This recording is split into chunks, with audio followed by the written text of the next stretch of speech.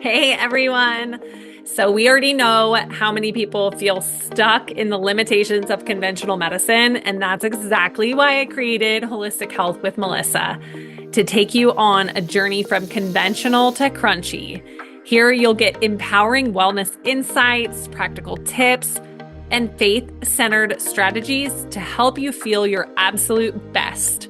In each episode, we'll dig into what true health and wellness really means. We'll dive into nutrition, lifestyle, mindset, and detox, all things so important to your health. We'll chat about raising kids with intention and living life of faith. So join me to reclaim your energy, embrace your healthiest life, and find joy and purpose along the way. Hey, ladies. Thank you for being here. I am so excited to dive into today's podcast.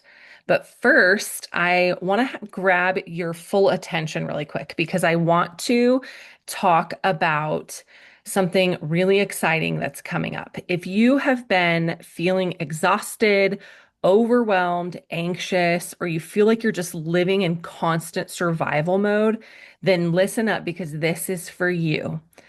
I am hosting a brand new 3-day mind body healing workshop.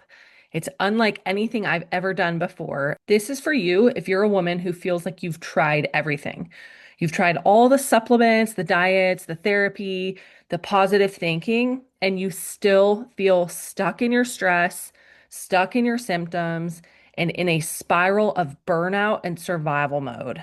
Over the course of these 3 powerful days, I'm going to teach you the exact nervous system regulation techniques that helped me and hundreds of women like you finally get out of fight or flight, start healing from chronic stress and trauma, and reconnect with our true selves, reclaiming our energy, getting our confidence back, and finally living in alignment with God's calling.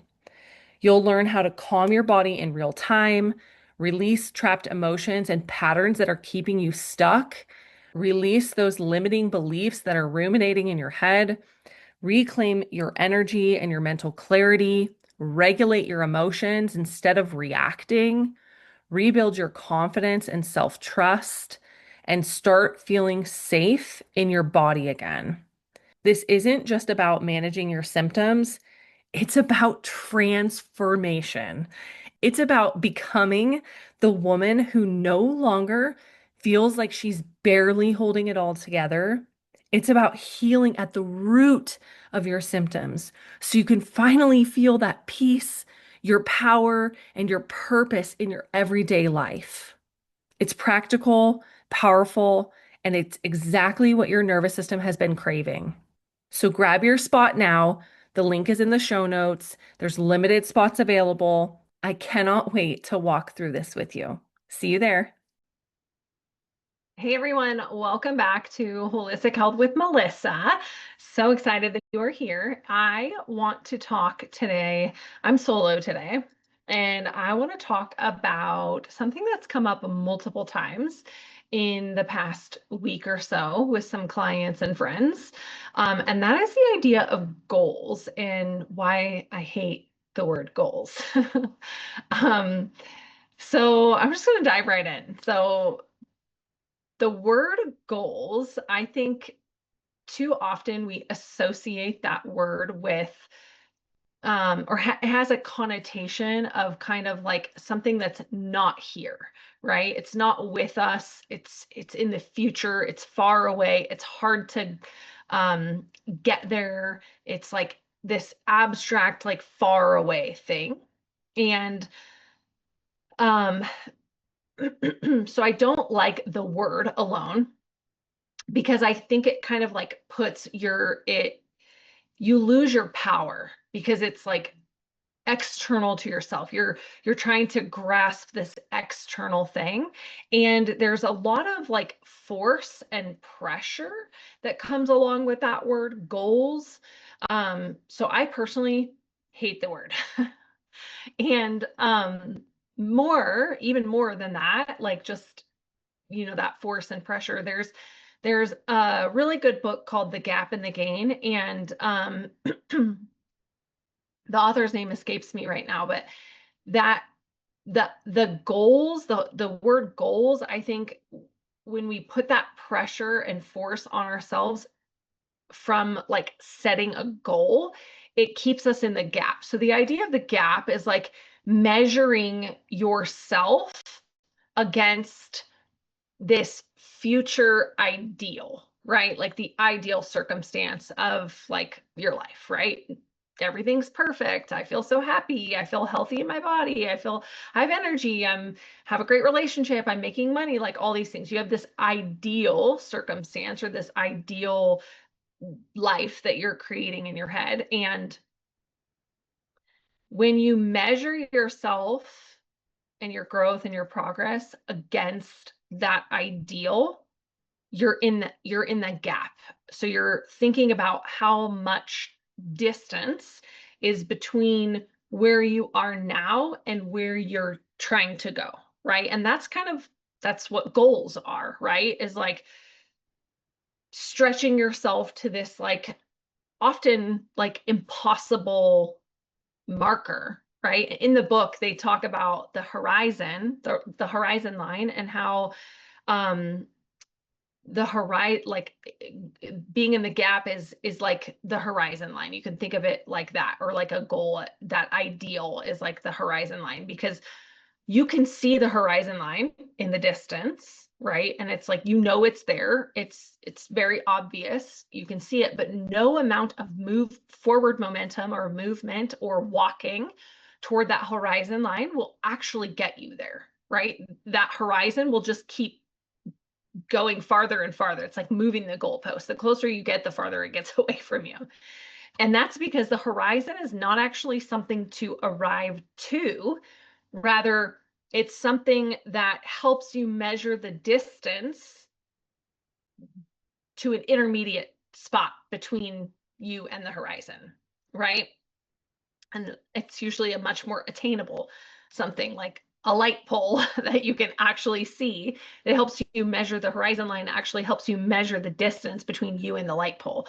And then you can actually make it to the light pole. Forward momentum and progress and steps forward will get you to that light pole. So conversely to the gap is the gain. So when you turn around and you measure yourself and your progress and your growth from where you are now to where you came from, that actually gives you a lot of momentum. You can see the progress that you've made, even if it maybe felt small or you thought it was small. You look back and you go, wow, like I really did make a whole lot of progress, or I really did make those changes, or you can see it for what it is, which is a gain.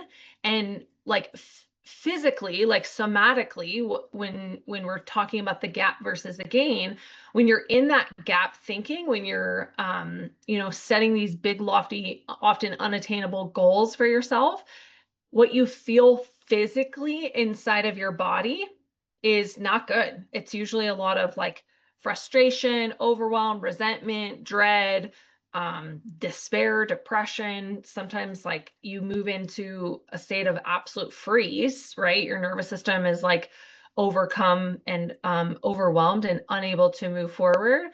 And then you freeze, versus somatically, like what you feel like in the gain is when you recognize the progress that you've made, you can feel a sense of pride, humble pride, of course, and a sense of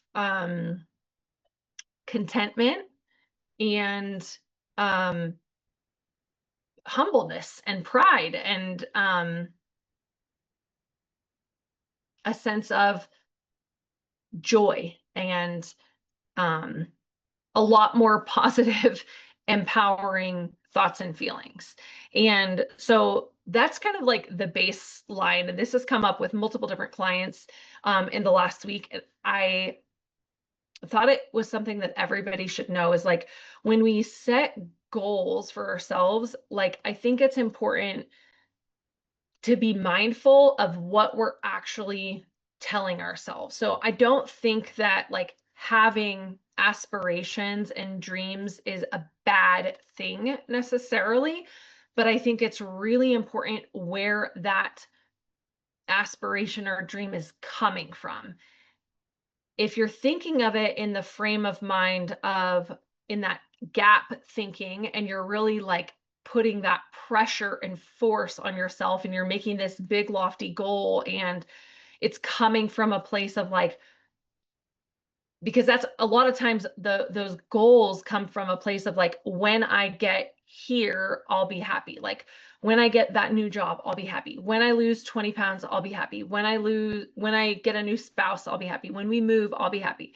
Or get a new house, I'll be happy, or whatever it is, right? And those are like those goals that we keep putting on ourselves, but then keep moving the milestone, because like the mile marker, because once you get the house, the job, the spouse, the lose the 20 pounds, you actually still feel like crap. And then you uh get into this thinking of like, okay, well, it's the next thing and the next thing and the next thing. And before you know it, you're in this self-perpetuating cycle of like trying to grasp that happiness or that fulfillment or that contentment or satisfaction from the next thing. And that's what I think goals do. And that's why I hate it. So I personally use myself and use with my clients the word intentions, because I think intentions comes from a place of alignment with your true identity, and you're coming from your motivation, and your motivation behind that comes from a place of identity and alignment versus from a place of force and pressure like goals do.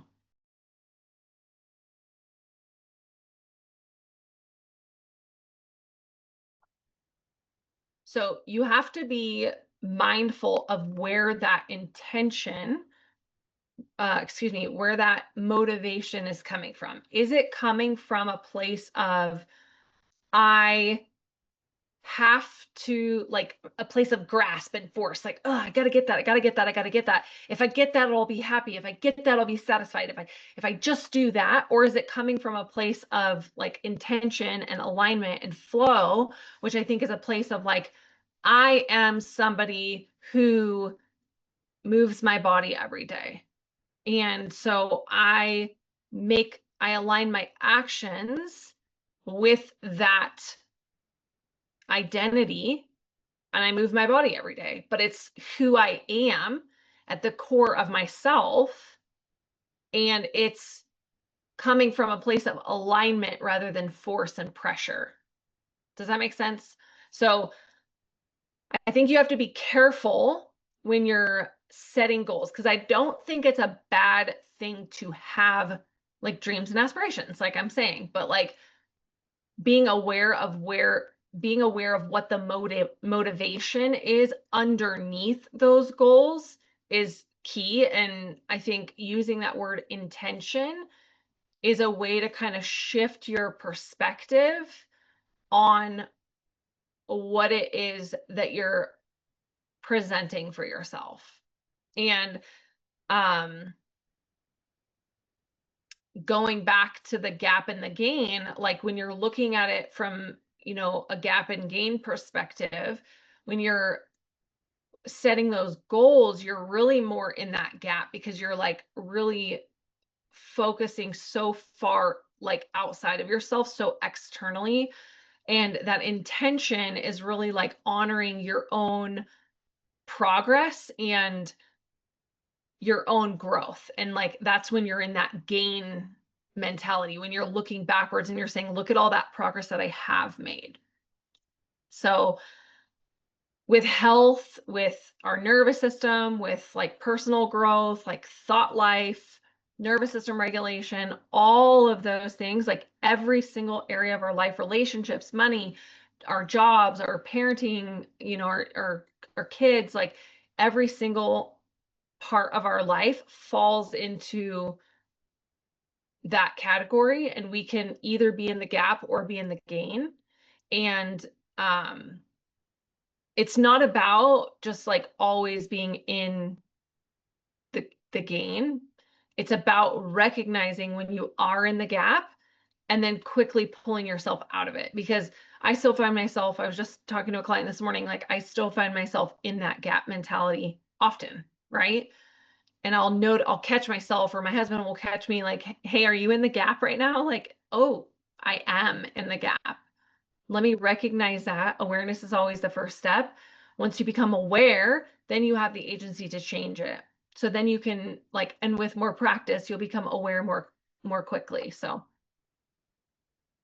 go and make yourself an intention for this week, aligning it with your identity, aligning it with your aligning your actions with that identity so you can achieve that intention. So you can achieve, that intention for yourself, and whether you want to call it a goal or not. Again, I just hate the word. But yeah, set an intention for yourself. I think that's more conducive to growth than goals. So hope that was helpful. Thank you so much for listening. If this episode was helpful for you, if it resonated with you, please share it with a friend and leave me a review, like and subscribe to the podcast, and share it with everyone so we can get the message out, because healing is always possible, and I want everyone to know that. See you on the next episode. Hey everyone, thank you so much for tuning in to Holistic Health with Melissa. It is such an honor to have you here. If you found value in today's episode, would you share it with a friend who might need it too, and leave us a review? If you have questions or topic suggestions, reach out on social media or visit our website, holistichealthbymelissa.com, and take care. I'll catch you on the next episode.